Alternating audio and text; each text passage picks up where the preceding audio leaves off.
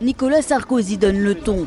Dans une lettre commune avec le Britannique David Cameron, les deux dirigeants exposent à l'Union européenne une ligne de conduite à suivre et adressent un message politique ferme à l'encontre du gouvernement libyen.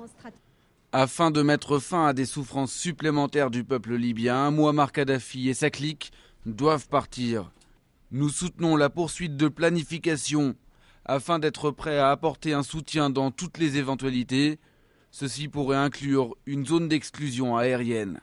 La France est le premier pays à nouer des liens aussi étroits avec le Conseil national libyen proclamé par les insurgés à Benghazi. Ce vendredi, lors du sommet de l'Union européenne, elle espère convaincre ses partenaires d'en faire de même, mais beaucoup restent réservés sur la question. Nous ne voulons pas nous embourber dans une guerre avec l'Afrique du Nord. Nous voulons la liberté, nous voulons soutenir la paix et par conséquent il faut que nous agissions avec précaution et sagesse. J'ai du mal à voir comment mettre en place une zone d'exclusion militaire. Ce qui est important, c'est surtout le sommet de la Ligue arabe samedi où des décisions sur ce point pourront être prises. Du côté de l'OTAN, le discours reste le même. Pour l'organisation, tous les éléments ne sont pas encore réunis pour intervenir.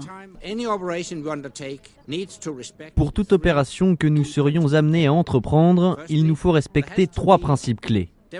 Il doit y avoir tout d'abord un besoin démontré d'une action de l'OTAN. Il doit y avoir une base légale claire. Enfin, il doit y avoir un soutien ferme dans la région. Difficile donc de trouver une stratégie commune et la réunion de crise des 27 à Bruxelles risque de faire apparaître au grand jour une Europe divisée.